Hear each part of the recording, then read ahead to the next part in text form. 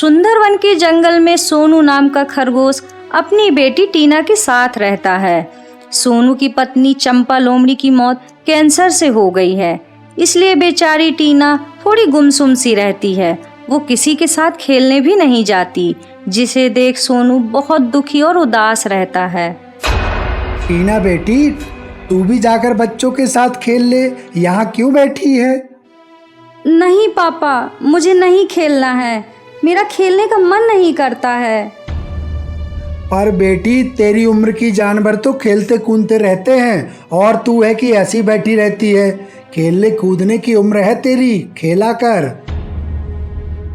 नहीं पापा, मैंने मना किया ना, मुझे नहीं खेलना। टीना ऐसा कहकर घर के अंदर चली जाती है। तभी सोनू का दोस्त बंटी लकड़बग्घा वहां आ जाता है। क्या हुआ सोनू भाई, तू ऐसे उदास क्यों बैठा है? कुछ हुआ है तो बता। क्या बताऊं बंटी भाई, बस टीना को लेकर थोड़ा दुखी रहता हूँ। जब से उसकी माँ गई है वो खोई खोई सी रहती है और बच्चों की तरह खेलती कूदती भी नहीं है। शायद उसे माँ की कमी महसूस होती हो। अब तू बाप है, बाप से हर चीज बेटी नहीं बता सकती ना। क्या पता इसी वजह से वो उदास रहती हो। अगर ये वजह है तो मैं क्या करूं? तू दोबारा शादी कर ले, उसे एक माँ भी मिल जाएगी तो शायद उसकी हालत में सुधार आ जाए। सोनू उसकी बात मान लेता है और दूसरी शादी करने के लिए तैयार हो जाता है। बंटी उसकी शादी एक लोमड़ी से करवा देता है, जिसकी एक बेटी भी होती है। मीना लोमड़ी बहुत ही अच्छे स्वभाव की थी और वो टीना को भी अपनी बेटी की तरह ही रखती थी। कभी अपनी बेटी और उसमें भेदभाव नहीं करती थी। टीना भी मीना को अपनी माँ के रूप में स्वीकार कर लेती है। माँ देखो ना, मैं तुम्हारे लिए क्या लाई हूँ। क्या लाई है मेरी बेटी? आम। अरे वाह, आम! तुम्हें कैसे पता कि मुझे आम बहुत पसंद है? आप मेरा इतना ध्यान रखते हो तो क्या मैं आपका इतना सा ख्याल भी नहीं रख सकती? मैंने पापा से पूछा कि आपको क्या पसंद है, उन्होंने मुझे बता दिया तो मैं आपके लिए यह आम ले आई। अरे वाह मेरी लाडो रानी! मीना उसे प्यार करती है। यही सब उसकी बेटी डिम्पल भी देख रही थी। उसे अपनी माँ के इतने करीब जाते देख डिम्पल को टीना से जलन होती है और वो मन ही मन में उससे जलने लगती है। एक दिन वो दोनों स्कूल से पढ़कर आती हैं और मीना और सोनू को अपना रिजल्ट बताते हैं। माँ यह देखो, मैं क्लास में फर्स्ट आई हूँ और टीचर्स ने मेरी बहुत तारीफ की है। मुझे तो पता ही था कि मेरी बेटी अच्छे नंबर से पास हो ही जाएगी। आखिर बेटी जो है मेरी। शाबाश मेरी बेटी। मैं बता नहीं सकता मेरी बेटी टीना, तुझे यूं खुश देखकर मेरा दिल कितना खुश है। यही तेरी मुस्कान को देखने के लिए तो मैं तरस गया। पापा, यह मुस्कान मेरी माँ की वजह से है। उनकी वजह से आज मैं इतनी खुश रह पाती हूँ। ठीक है मेरी बच्ची, तू ऐसे ही खुश रह। ऐसा कहकर वो दोनों टीना को अपने गले लगा लेते हैं। यह देख डिम्पल और जलने लगती है और गुस्से से कहती है, आपको उसके अलावा कुछ दिखता भी है? यहाँ मैं फेल हो गई हूँ, पर कोई मुझे पूछ नहीं रहा है कि मेरा क्या रिजल्ट है। आप दोनों तो मुझे पूछते ही नहीं हैं। बेटी डिम्पल सुन तो सही। मीना कुछ कहे इससे पहले ही डिम्पल वहाँ से चली जाती है। पता नहीं, कुछ दिनों से देख रही हूँ डिम्पल कुछ परेशान सी रहती है। हाँ माँ, मैंने भी देखा है। आप कहो तो मैं उससे बात करूँ? ठीक है बेटी, जा, क्या पता तुझे वो कुछ बता दे। टीना डिम्पल के पीछे जाती है और उसे ढूंढने लगती है, पर डिम्पल उसे कहीं नहीं मिलती। इसलिए थक हार कर वो घर वापस आ जाती है। क्या हुआ टीना बेटी, बात हुई है डिम्पल से? और कहाँ है वो? माँ, मुझे डिम्पल कहीं नहीं मिली, पता नहीं कहाँ चली गई है वो। ठीक है, तू रहने दे, मैं उसे ढूंढ कर लाती हूँ। मीना उसे ढूंढने निकल जाती है। वहीं डिम्पल एक सुनसान सी गुफा में बैठी थी। वो गुफा एक शेर की थी। डिम्पल को यह बात पता नहीं थी, इसलिए वो वहाँ जाकर बैठ गई। पर जल्द ही वहाँ शेर भी आ गया, जिसे देख डिम्पल डर कर बोली, मुझे माफ़ कर दो शेर राजा, मुझे पता नहीं था कि यह आपकी गुफा है।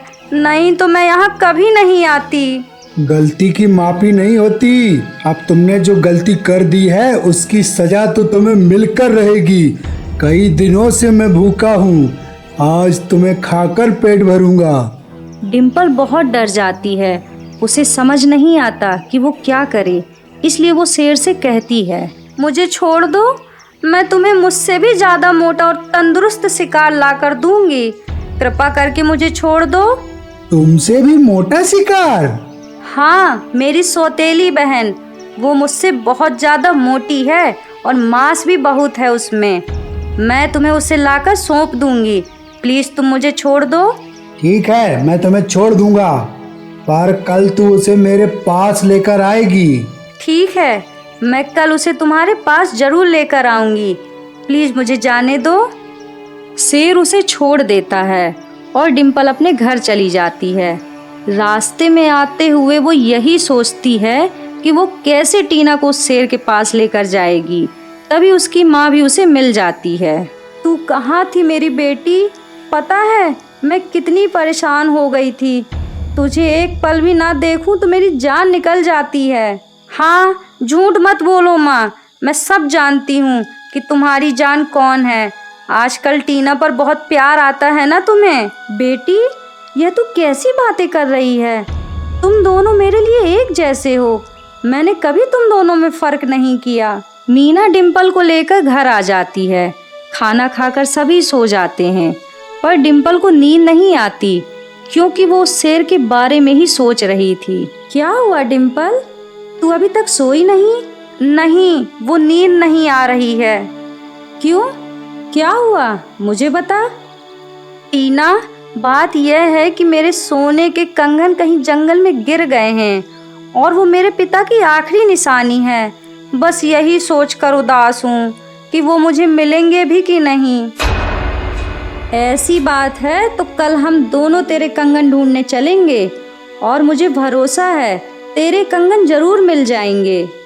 अगले दिन डिम्पल टीना को अपने साथ ले जाती है। कितनी दूर और जाना है डिम्पल? बस वो गुफा है वहीं पर। वे दोनों उस गुफा में चले जाते हैं।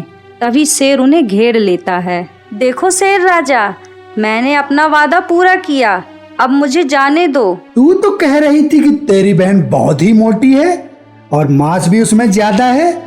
अरे किस एंगल से तुझे ये खरगोश में मांस नजर आता है? यह तो मेरे दांतों में ही फंस कर रह जाएगी। पेट कैसे भरेगा मेरा? पेट तो मैं तुझे खाकर ही भरूंगा। नहीं शेर राजा, तुम ऐसा नहीं कर सकते। तुमने मुझसे वादा किया था कि अगर मैं अपनी बहन को तुम्हारे पास ले आऊं तो तुम मुझे छोड़ दोगे। वादे तो किए ही जाते हैं तोड़ने के लिए। अब ज्यादा बातें मत कर और मेरे पेट में आ जा। शेर उन्हें जैसे ही खाने को आगे आता है, टीना वैसे ही उस पर मिर्ची पाउडर फेंक देती है और वहां से दोनों भाग जाती है। तू ठीक तो है ना डिम्पल? टीना का खुद के लिए इतना प्यार देखकर डिम्पल को अपने किए पर पछतावा होता है और वो उससे माफी मांगती है। टीना उसे ना समझ कर माफ कर देती है और उसके बाद वो दोनों खुशी खुशी रहती हैं, एकदम सगी बहन की तरह।